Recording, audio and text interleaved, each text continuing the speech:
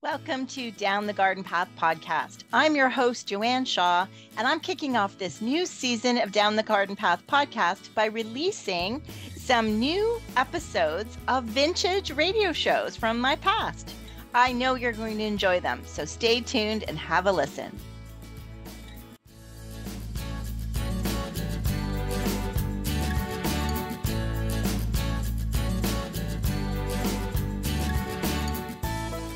And I'm very happy to have author and landscape designer Johnsen back with us. She was here a few weeks ago, so we're doing part 2 so that we could focus on her book, Heaven is a Garden.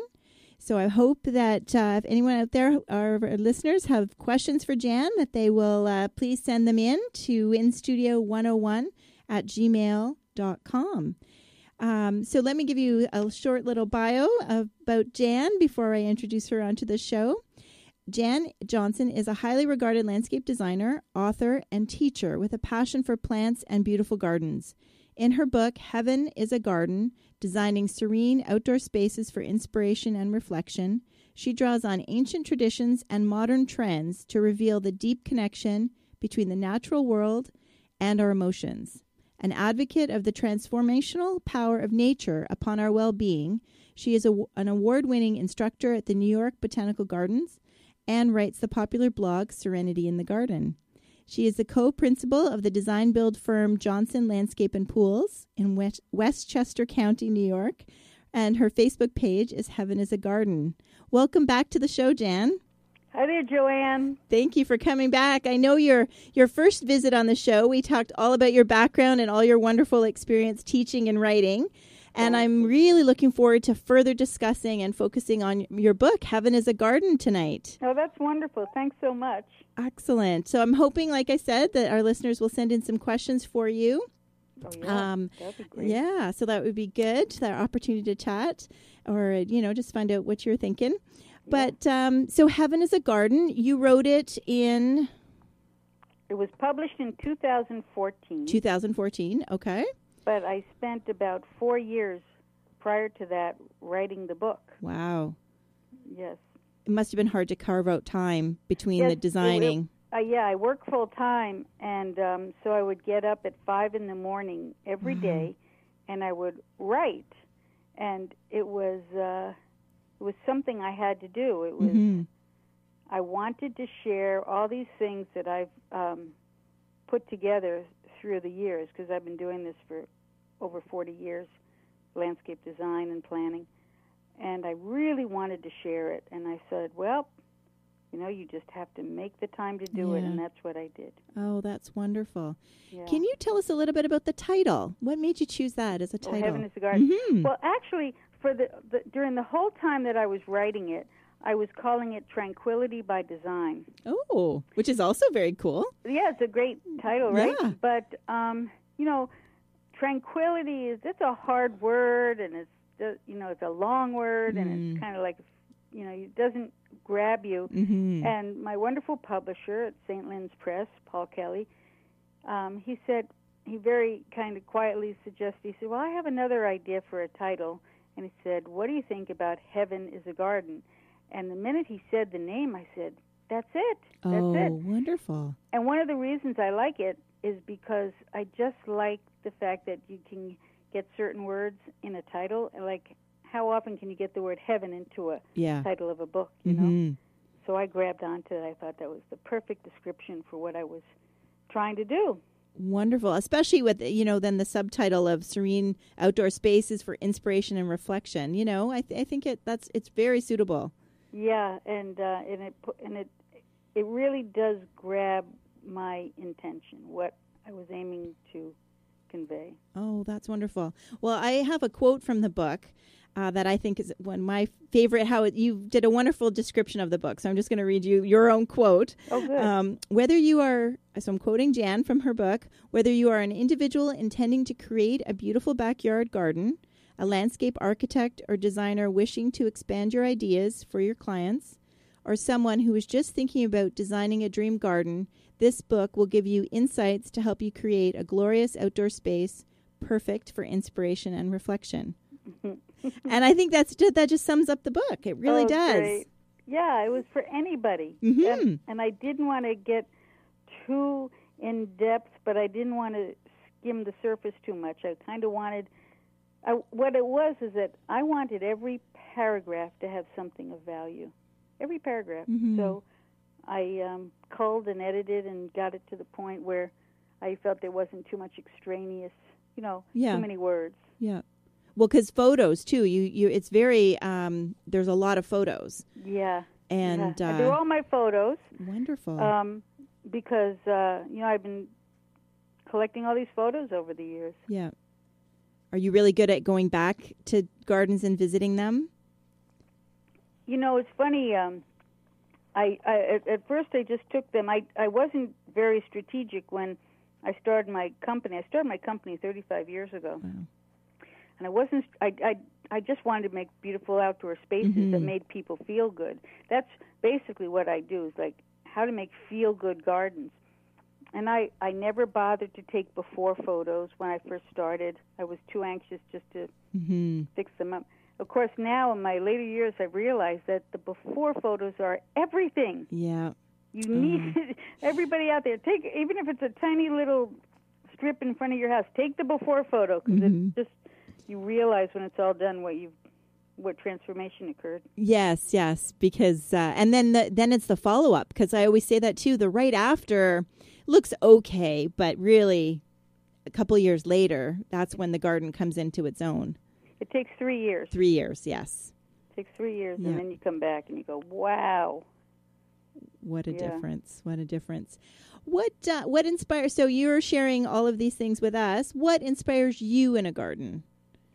Boy. I know. It's big. That's a great question, Joanne. What inspires me?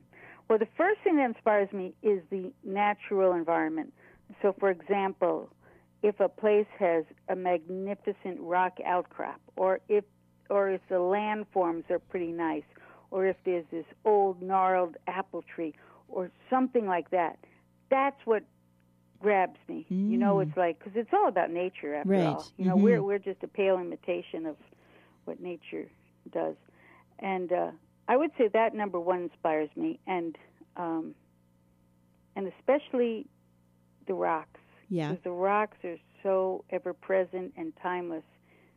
I think if I go to a place with the most beautiful rock outcrops, I think I really swoon. Yeah. Yeah, and then it becomes all about making them, like, kind of showcasing the rocks. Oh, I think so, yes. Yeah.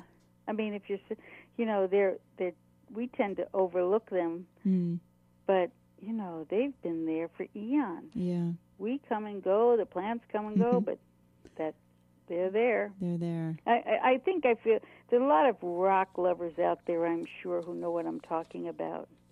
Mm-hmm. Now, if there are no rocks on the landscape, that is something that you feel strongly about adding. Well, I don't know, because you let the land tell you what to do. Like if it's a place where there just doesn't happen to be rocks, would that be kind of silly maybe to add them? If it's a place where prairie or meadow or something else is more appropriate. Okay. I follow the natural environment surroundings. Okay. I really do. I feel like in one part of my book I talk about that, about trying to stay in tune with the place and not try to become too artificial about the whole thing. Wow, because otherwise it could be forced. Yeah, I mean, I could see that, because if you're introducing things, then maybe it can come off a little forced. Yeah, exactly. That they just don't harmonize that well. Now, of course, if you're a really good designer, you can kind of introduce things that are not of the area, but for some reason it still works beautifully. I'm not a real vigilante when it comes to that. I say, okay, there's moderation in all things. As Buddha said, you go the middle way. Yeah. I'm definitely into the middle way. And sometimes, do your clients kind of leave it up to you? Do you really find that you are working with what your client's vision is? Well, because we are working for a person who owns the property and lives there. You want them to wake up every morning, look outside, and go, oh, I'm so happy to be here. Mm-hmm. And if that particular client loves well-pruned hedges and beautiful annual flowers, that's what I will do, because I want them to love where they live. Yeah. Now, I will try to maintain as much native material and native plants as I possibly can, but I still might introduce other plants that are not native. And then if somebody else is a little bit more into, like, I have one client who loves Japanese aesthetic, so I'm free to do any kind of Japanese approach, Japanese style, right? That I might. Oh, that's good. Do. So I guess I kind of go in tune with the client and what they want. Of course, we all, even you too, we all have our own particular style. Mine is, as I describe in the book, a little bit more flowing, like gentle curves, because I find that people relax when there's gentle curves, whether it's a bed, a walkway, a wall, a step.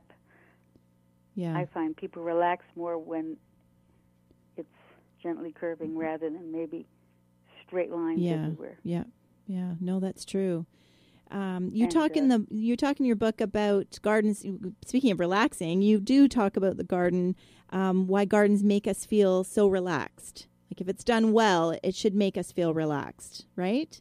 Yes, absolutely. That you go outside and you immediately just feel like, it's like what I say, the reason I got into this in the very beginning, I probably told you this, was that when I was a college student, I was living and working in Japan as a college student, working in a landscape architecture office, and I walked into those legendary Japanese gardens in Kyoto, and I just felt the stress drop off of me immediately. Wow. And I thought, what is this?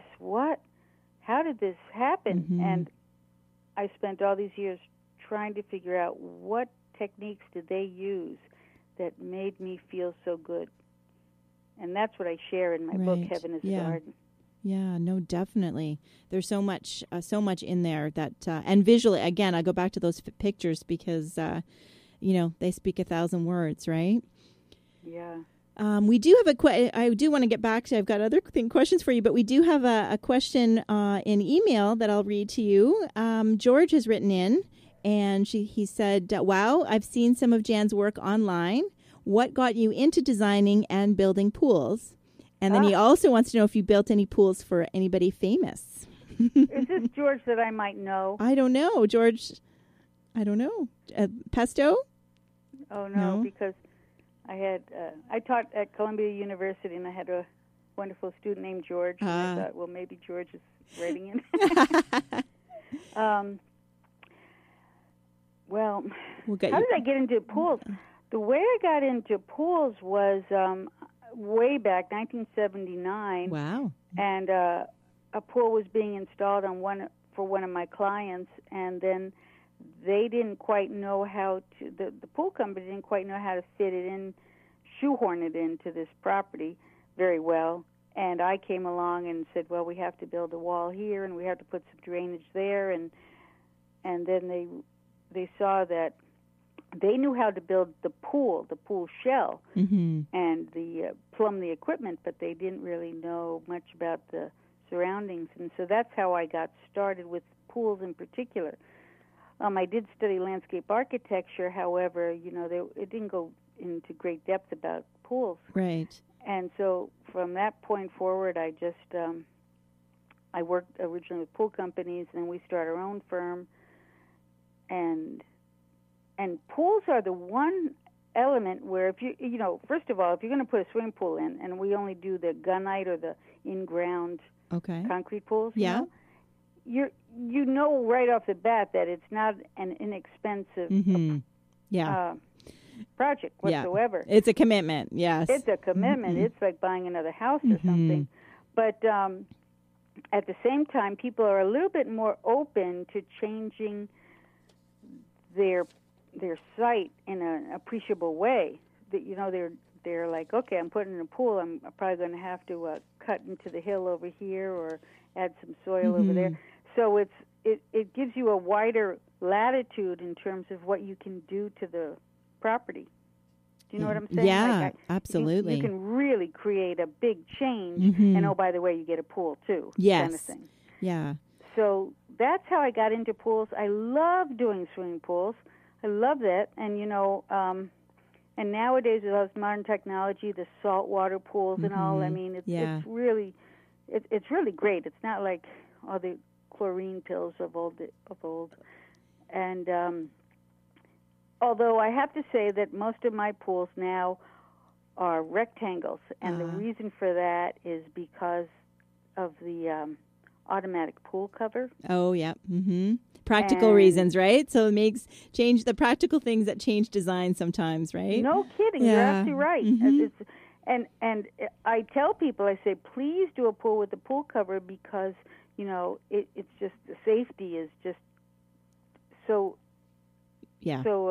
assured. You can go away for a week and keep the pool covered. It's locked. Nobody can jump in. It's just, so it's necessity. Yeah. And have I done pools for famous people? Oh, yeah, I have. And one who's very, very famous, but I also designed, which I would like to not talk about right now, but very, very famous. And one, Pat Riley, who was the coach of the New York Knicks. Okay, yep. And a bunch of other famous very people. Cool. But so I'm like such a sports mom, so I'm like I know who that is. So that's very cool. Although my boys aren't really into basketball, but I definitely know who that is. Well, he moved down to Miami, so this was when he was up in New York. Yeah. And it's always great to work for these well-known people because I study them and I see what was it that made them so successful. And they all have passion, that is for sure. They all have passion for whatever it is that they do. Oh, that's great. And they manage somehow to find time to talk to the lowly landscaper as well. Yeah. Which is also very nice. Which is good. Yeah. Well, thank you, George, for that question. And getting back to your book, speaking of power and important people, I wanted to talk, in Heaven is the Garden, you talk about the power spot. Oh, yeah. Does every garden have one? Absolutely. Absolutely. Even the front yard? Even gardens. The front yard, okay. And even like a tiny postage stamp yard like mine, because I have a very tiny yard. Do you really? Yeah? You see, what the power spot is a place that feels a little bit different than any other place in that area that you're addressing, whether it's the front yard or the backyard, and it can be small, or it could be very big. And what I say is that it just has a little bit of a different feeling than any other place. It's not some kind of weird woo-woo thing. It's more just a feeling. Okay. And as I explain in the book, it could be a high point. And I haven't made any of this up. This is all like I've taken this from ancient traditions, like Celtic and Hawaiian and Japanese and South American and African and Indian, but they all have these same approaches to the site and to the earth. And so it could be a higher point, even if it's just, say, maybe 18 inches higher than the surrounding area, or 5 feet higher than the surrounding area. Okay. Or it could be a low point, which I call like the heart of the garden. Oh, okay. And you say, well, I don't know where it is. And I say to people, it's your choice. There's no right answer. Oh, if really? You say okay. that tree stump over there is the power spot. Well, by golly, that's the power spot. Oh, okay. It's not an exam. It's how you approach it. Yeah, yeah. Now, is there something people can do to enhance it, or do you try to do that in your design to enhance it? Yes. Yes. And now I have a chart here that says different ways to enhance the power spot. One of the things that you can do is to name it, like the old oak. Oh, okay. Or something like that. Yeah. 7 ways to highlight a power spot. So one thing is to name it, and the lonesome oak. Another is to mark the spot, like put a piece of artwork there or a standing stone. Okay. Or a sign or some kind of marker. Another thing you could do in your power spot is put a bench. And of course, make it easy to get to. If you determine that it's back there, past the big leaf pile or whatever, maybe make a strip of mown grass that, gets you to there, or a stepping stone walk or something. Yeah. And then maybe add seasonal interest to the area, like some beautiful grasses that in the fall look so gorgeous. Plant them right around there, or add some color like coleus or flowers, and you could even light it up. Oh yeah, anything. Yep. Put it's just put some steps leading to it. Just make it something a little bit special. So you I picture that then being almost the destination, or one of those secret, they're not necessarily a secret garden, but a secret spot in your garden, maybe. Yeah. Now in my little backyard, I can't do that because it's such a small spot. But what I did was I put a red leaf Japanese maple there, and then I put a little stone sculpture next door to it. Okay. So your eye just tends to go right to that place. Okay. Yeah. Okay. So, I think you've just highlighted what I could picture mine in my backyard now, I'm thinking. Yeah. It's usually like where you can have a view of something. Like with me, it was a view of the house because I didn't want us to have a view of the neighbors. So we looked back with the view of the house, and then I put some bushes behind that point, and I placed a bench. Mm-hmm. Wow. That's good. And so in the front of the yard, your typical, I guess you've really got the front can be so functional, right? You've got the driveway, you've got the front walkway, that type of thing. So, you know what I did I have a very small front. I have a little front walkway, and then I put a little standing Buddha statue about 2.5 feet tall right where the point was. Okay. And it was just like, I don't say anything to anybody. I just put that there, and then that's it. Yeah. Okay. So that enhanced it. Yeah. That enhanced it for you. Wonderful. Yeah, the book covers so much. It really does. So thank you for that. Yeah, I know. I really, for such a small book, I really tried to make it every page worthwhile. Mm-hmm. Yeah. For sure. And I feel like I'm going to give away everything because of how much we're going to talk about it, but hopefully that'll make everybody go out and buy it. Yeah. I mean, it's really written for someone like yourself who's a designer, I really wanted to make it helpful. And it really, as a designer, it is really hard to find a book like this. So I think that's, I think that's why it's so wonderful is because, we can find books on plants and we can find books on, water specific things. But something that covers this and all the different, especially since our world is so international now, right? I'm designing for people from all different backgrounds. I bet. Yeah. So to have this to draw from that is, I think, a really wonderful tool. So I'm looking forward to, I've got a really good friend who's a fellow landscape designer, so I'm really looking forward to getting it for her for Christmas. So hopefully, that's so great. Hopefully she's not listening, but so because I think I think it's going to be a great gift. So for our listeners, if you have a gardener designers or just anybody who loves to garden, this is a really special book. So thanks so much, Joanne. You're welcome. It was very hard for me to get it published because it didn't fall into that standard category of, best plants for a sunny backyard or something like that, Yes. And they were like, well, what is it about? I said, well, it's all about ancient traditions and how you can use them to create a serene outdoor space. And it's like, what? What is that? What does that mean? Oh, goodness. So one of the other major topics in the book is you talk about direction. And right? And you place an important part in how it places an important part in the landscape. Which of the 4 cardinal directions is considered the most auspicious and why?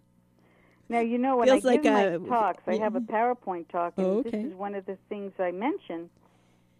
And I say that all the ancient traditions ascribe the same qualities to the 4 cardinal directions. So they all said the same thing about the direction of north or of south, east, and west, which that really was an eye-opener to me. And, for example, north, which is the shady side of a building or the shady side of a mountain, north has always been considered by all traditions to be the quiet side, the side of wisdom and contemplation. And that makes sense. It's shady, it's quiet, so that things that are solid, like boulders and rocks, here I go back to rocks again, and art pieces and viewing gardens belong on the north side of a building. Okay. Which makes perfect sense. Yeah, You're it really not gonna does. plant a flower garden, you know, with bright colors in a shady north side. Right, it's not going to work, yes. And the beauty of the north side is that the sun is behind you, right? Like when you're looking to the north, the sun is behind you and can actually act as a spotlight onto whatever it is that you're looking at. Wow, never thought of it like that. Which makes very good for viewing gardens. So anyway, so north is the quiet, meditative, contemplative side, and then south being the sunny side and being brightly lit during midday is the expansive direction, and that's where all the flowers are singing and the banners are up, and it's the fire is the element for the south, so you have fire pits there. And I often say in my talks that there's no accident that the south lawn of the White House is the side for all the big outdoor events. But the question you asked me was the auspicious direction, and that is the east side. Is it really? And people say, well, that makes sense. That's where the sun rises, and so therefore everybody loves the east. And they're right. Okay. Absolutely true. But the other thing is that when the sun rises, the sun rays are very gentle. And the plants are just waking up the way we wake up in the morning. Yeah. And it's those gentle rays of the sun that wake up the plants. And that's when they do their most growth. Oh, really? Okay. Because, you know, they've spent all night respiring and doing all that metabolizing, and then they grow. Wow. And so a wise gardener's secret is to have your vegetable garden make sure it gets eastern light as well as southern light. Right. Make sure it gets the eastern light because that's what starts the growth process.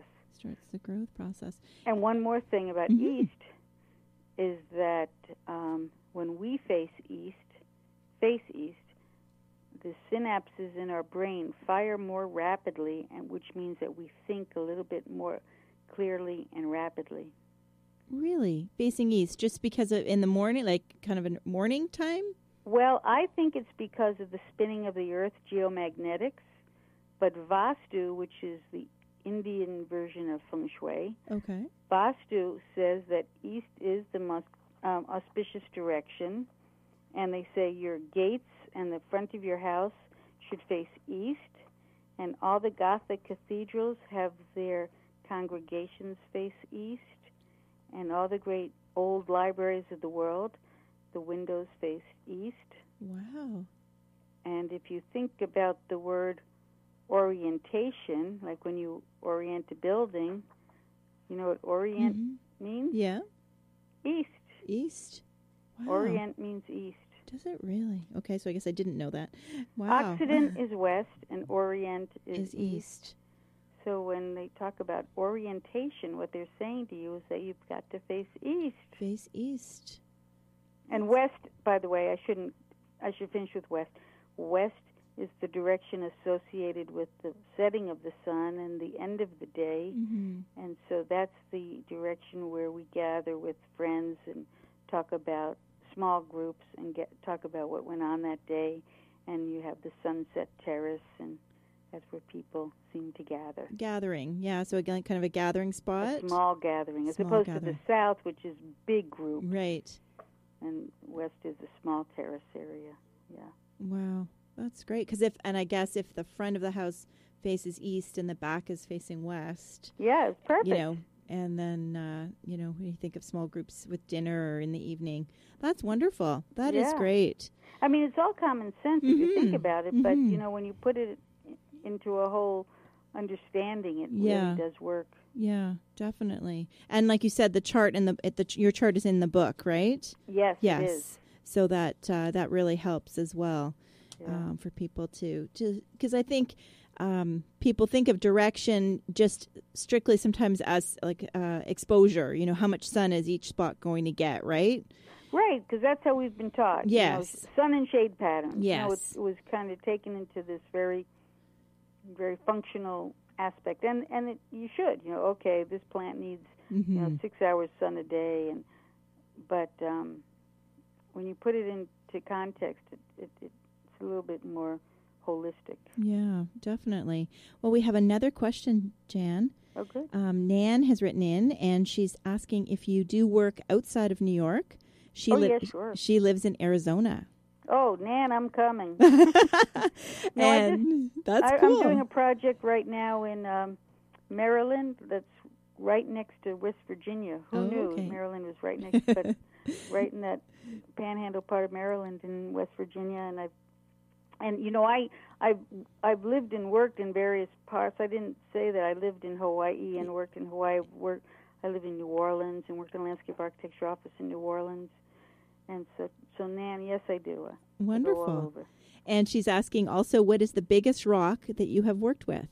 Rock. Yes. The biggest rock. Well, that's a great segue to my upcoming book. Yes, perfect. Yeah, thank you, Nan. It's called The Spirit of Stone, and it's about creative uses of natural stone in the landscape. And so I'm all about rocks right now. Excellent. I'm very stoned, as they say. That's that'll get you some press. Yeah, there you go. Yeah, that's what I should. I should think of a motto, a tagline. And when does that come out? So I was. Oh, it comes out. Okay, you can pre-order it on Amazon right now. The Spirit of Stone. Okay. And but it does come out in mid-February. St. Len's Press. Excellent. And Heaven is a Garden is also published by St. Len's Press, yeah, they're correct? a great Excellent. publishing house. Excellent. I can't say enough good things about them. Oh, that's good. Well, if they saw, like you said, you had a hard time and then they saw it and ran with it, then I think that's a great thing. Yeah, that really is a testament to Paul Kelly, who runs the company. He took the chance, and it's now in its third printing. So. Oh, wonderful. Yeah. But the largest rock I've ever worked with. Wow, that's a very exciting question. I work with a lot of rock outcrops because where I live in Westchester County, and I also worked in Hawaii, years back. Yeah. I worked with lava rock and in this mountain range there in Oahu. But, golly, I'm not sure about the largest. It's very large. Yes. Very, There's several here in my part of the world where they just had such a presence about them. And you have to acknowledge them.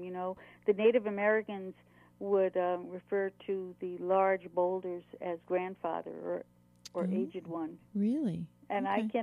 I can identify with that. Yeah. Yeah. They've seen so much. Yeah, definitely aged one. You could definitely. That's a good name for a power spot, right? Yeah. There you go. That's the name. I'm getting this. I'm getting it. You're getting into it. Oh, that's great. Well, thank you for your question, Nan. That's great. So I do want to talk a bit about a trend here. So, and you talk about, because I know you had said you really like the sweeping curves and that people feel more relaxed and comfortable with that. Yeah. But I'm finding there's a little bit of in the sense, and I'll use the word hardscaping design. The paving companies, everybody's kind of going a little bit more linear, right? They're making stone that's bigger and meant to be more linear patterns.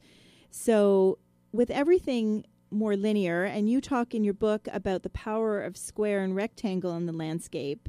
Oh, yes. Yeah. So as much as the sweeping curves, my eye kind of goes to that myself, although I'm finding others are wanting more of the linear. Well, no, you're right, and that's true. We live in a rectangular world. I mean, I'm sitting talking to you, and I'm sitting in a rectangular room, and I don't know anybody who lives in a round or curved house or building. So you're right. We are much more comfortable in a rectangular space because that's what we're familiar with. And rather than fight that, if you're making an outdoor sitting area, it's very comforting for someone to sit in a rectangular sitting spot. And it's easier to place furniture after all. Yes. So when I talk about that here, I say, well, listen, if you're going to work with rectangles in the landscape, you might as well do it with using the golden rectangle. And did you read that part yet? I did, yeah. And I remember we studied, it's one of those things where I brought it to mind when I read the book because we certainly studied it in school, or I studied it in school. And then I think once you leave school, like you forget about it kind of thing. You kind of know, but really to keep that top of mind. So you kind of encouraged me to when I am designing to kind of keep it a bit more top of mind. Is there an easy explanation for our listeners? Yes, I have a very easy one. Okay, perfect. Which I talk about in my talks when I have people. So I explain that the golden proportion, because, outdoor space is all about scale and proportion, first and foremost. The golden proportion is phi, not pi, not 3.14, but phi, 1.618. Okay. And phi is like phi beta kappa, PHI? Yeah, PHI, 1.618 to 1, right? And it is the nature's proportion. Everything in nature grows according to phi. Wow. So that if you look at your finger, there's 3 digits or 3 joints in your finger. The smallest one and its relationship to the next one is 1.618. And each one is 1.618 times larger than the other. Same with your hand, your forearm, and your upper arm. They're all in phi proportion to one another. Wow.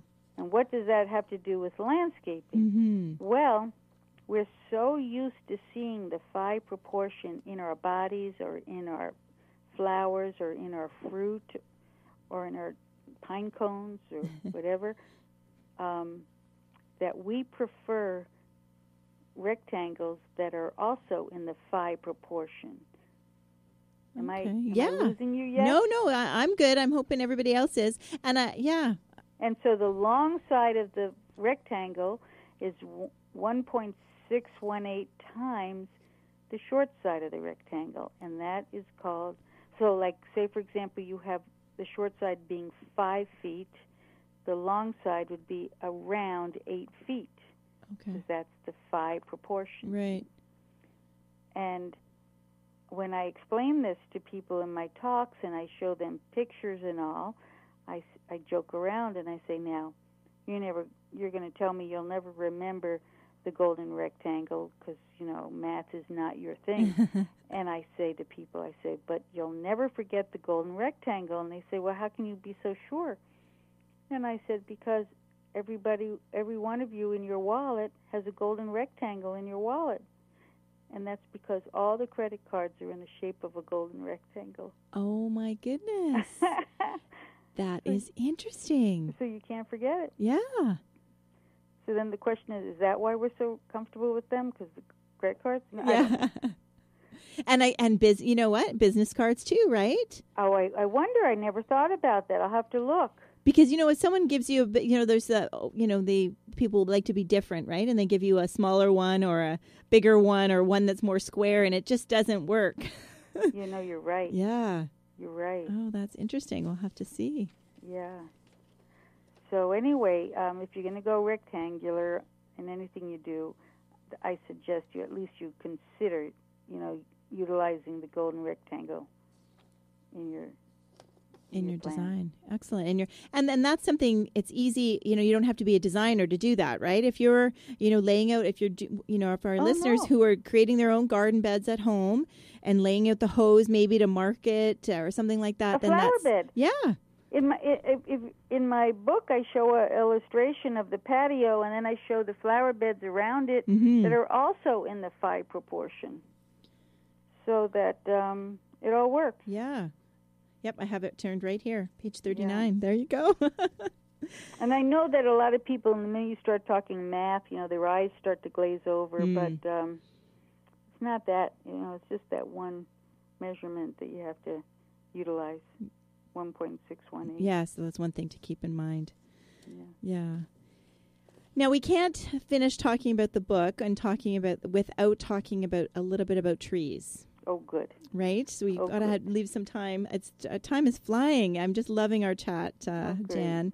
So you write in Heaven is the Garden that there is a message in trees. Oh, yeah. How do you feel about trees in the landscape?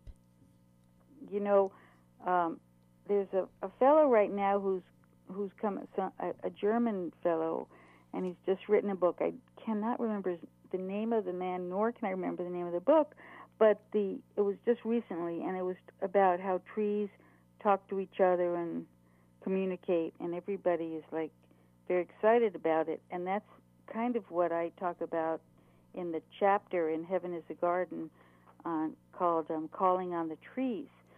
Now, I actually did write a book years ago called Orthos, All About Trees.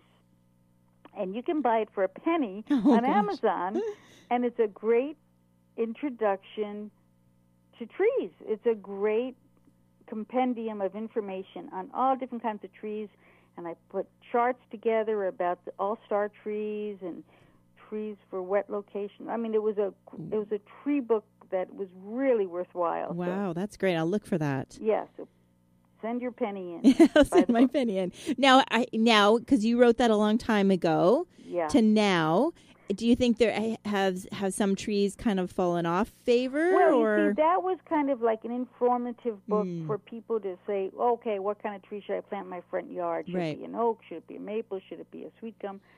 But this particular chapter, it's a little bit different. This chapter is about the energy of the trees, and I say, may the forest be with you.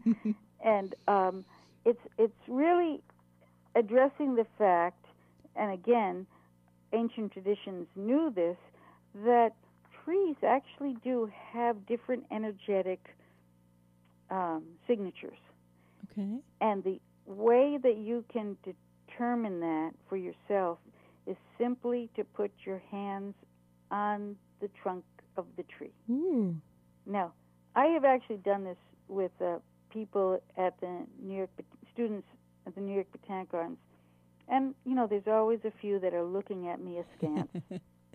However, if you put your hands on the trunk of a white pine tree, and then you go over and you put your hands on the trunk of an oak tree, you will absolutely feel a total different energy. Okay. So it's not just the bark. You're talking energy. I'm talking about the feeling you get when you put your hands on the trunk of that tree. And I'm not trying to be, a little otherworldly here. I'm just saying you will feel it. It's kind of like when you're around one person and then you go next to another person and you feel a little bit different. Yeah. It's the same exact thing. And once we start to recognize that, we will understand why the Native Americans called the white pine the tree of peace, which they did. Okay. And then, of course, you think about it, what are the qualities that people ascribe to, say, an oak tree? They say courage and steadfastness and vigorous and strong. I mean, that's what everybody thinks of when they think of an oak tree. Am I right? Yeah, no, absolutely. And so I just talk a little bit about some of the trees, like willow trees. They're very soft and they're very pliable, and they actually assist in healing. And like I said, with pines, they are very uplifting, peaceful, and they aid in problem solving if you're near them. Yeah. And maple trees, well, they just engender goodwill. Mm-hmm. I didn't make this up, by the way. Okay. I got this from various lots sources. of research. It's obvious in your book that, Yeah. a lot of research went into this. Like, the principles that you're practicing in your career, but also that the history you've definitely outlined and really referenced that. So I think that's wonderful. And when in my book, and I'll just leave it at this for the trees, Thomas Hardy wrote in this book called Under the Greenwood Tree, he wrote, "To dwellers in a wood, almost every species of tree has its voice as well as its features." Mm. And we all know about the features. That's what my first book was about. This is more about the voice. The voice. Yeah. Wonderful. So should we expect the same in the spirit of stone? Should we expect the same research about stone and the different parts of the world? Yeah, kind of. I talk about how to utilize natural stone in the garden, and when I started in on this, I thought, well, this won't be that big an undertaking. Mm-hmm. Well, that was silly, because the more I saw how much stone can be utilized, I thought, wow, there's so much to discuss here. And from stone accents to stone walks to stone walls to the traditional uses of stone as totems and labyrinths and labyrinths, medicine wheels but then all the way to plants and stone. I have a whole chapter saying how plants and stone, it's kind of like yin and yang. Mm-hmm. It's the stone is the hard, enduring material, and then the plants are the dynamic, growing and aging material right next to it. It's a great dynamic combination. Yeah, for sure. Wow, we're really going quickly here. Time is spinning, but before we leave, we've talked about both the books, but I did want to give a shout out to your company. So Johnsen Landscape and Pools in Westchester County, New York. But we work anywhere. You do work anywhere, okay? Anywhere. Excellent. Yeah. Now, do you fly out to see the property? I fly out. Excellent. Yeah, that's it. And we do what they call a charrette, which is we measure it and shoot all the elevations. Everything I do very detailed. There's no guesswork. Mm. So we use the transit to shoot the elevations, and we develop the plan, and then go from there. Now, would you install, is that mostly from a design standpoint? So it just depends. I mean, if it doesn't make sense, then we'll just manage the project and work very closely. Because, you could make the most beautiful drawing in the world if you don't have the craftsmanship to follow it up. Well, then...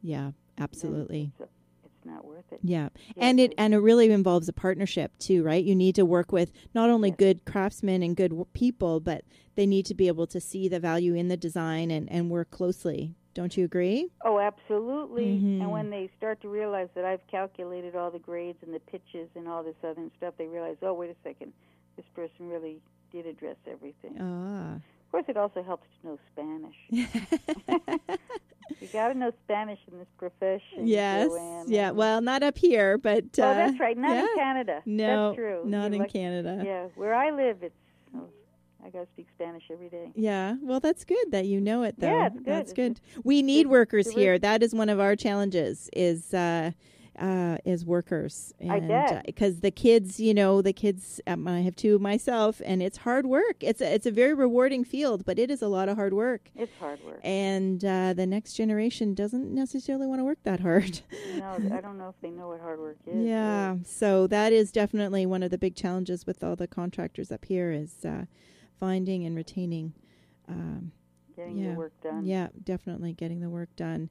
Which you could get me started on that, because I cannot believe that for all these years the school systems did not teach this, because it is such a rewarding profession. Yeah. I mean, to be able to build a stone wall and stand back and look at your creation, and there's nothing like it. Yeah. No, and all of the other trades too. I mean, it's definitely whoever made that decision years and years ago to take that out.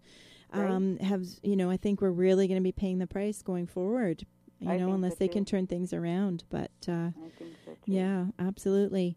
Do you so the gardens that are close to you, do you maintain them also for your clients? Well, we do actually. You do? Maintain the gardens that we have installed. Okay. We didn't start out that way, but again, it was one of those things where, at least in areas here nearby where we just said, well, this is crazy. Mm-hmm. They don't even know how to prune. They don't know how to deadhead. They don't know how to do anything. And we trained some of our top guys and have them run the maintenance. Of course, I can always talk to someone else too. Yeah. And I write down exactly what has to happen. Mm-hmm. If it's not my crews, I write down what they have to do. That's great. We have whole plan sheets and everything that we give to the client. Oh, wonderful. When we do a plan, I don't know if you do this, we actually have, when we do a plant list, and then we give a little information with a picture of every plant. Mm-hmm. And it really helps. Yes. And do you do care info too to go with it, or? Yeah. Okay. Excellent. So in addition to writing books, you have a popular blog called Serenity in the Garden. Yeah. So our listeners can follow you there, and you're on other social media links, right? I'm on Facebook. Excellent. I'm a Facebook junkie. And I have 2 Facebook pages. One is called Heaven is a Garden. Okay. And the other is called Serenity in the Garden blog. Excellent. And that's on Facebook. And then I just find it so great because then we start talking, and I'll post something and then somebody will say, oh, I have that in my backyard, and actually it's hardier than you think. And I love that. I just think Facebook is the greatest thing. Yeah. Oh, that's good. And I noticed you also share some things from Facebook to Instagram and Twitter. And Twitter, yes. Yeah, Twitter, that's how I communicate with you. Yes. Twitter. Yep. Right. And there's different people, different groups of people in the world. There's the Twitter people, there's the Instagram people, and there's the Facebook. It's all different tribes. That's right. And it's hard. It takes so much time, right, to kind of to inform all of them. So and then my friends say, "Well, I text message you." I said, "I don't have time to read my text messages." I find that about Facebook Messenger. Like, I'm good with Facebook, but then you threw me a curve. Like, the Facebook Messenger is just one more thing. Oh, yeah, that's what I did, right? I wrote, right, I know. Sorry about that. No, that's okay. Yeah. So is there anything else? I know you also have quite a schedule on your website there about upcoming speaking engagements. So is there anything else coming up that you'd like to promote? The one thing I would like to say is that I do love to give talks. And I'm going down to Dallas in 2 weeks to give a talk there, and I'm going out to Seattle next year to give a talk there. And so if anybody's interested in having me come give a PowerPoint presentation or a workshop, they can go on to my company website, which is johnsonlandscapes.com. Okay. And Johnsen is with an E. That's right. S-E-N, Johnsen. Landscapes.com, and contact me there for any kind of speaking engagement, which I really enjoy. You really do that. I don't know how you get it all in. Well, it's funny. I really don't know how I'm doing it either, but it's kind of like a labor of love. It's something I just feel that it's time. Excellent. After 40 years, it's time to share it all. Yeah, that's wonderful. Well, I really hope that you'll come back when we get the new book. Yeah, the new book. Yeah, I'll send you a review copy. Excellent. And we can, thank you. Do it again. I'd love to. That would be great. That'd be great. Although you're welcome on the show anytime. Well, so anything else you ever want to share or want to talk about, just give me a call, and you can definitely, where I am on Monday nights. So thanks so much, I'd love to spend it with you, and I hope our listeners enjoyed listening in.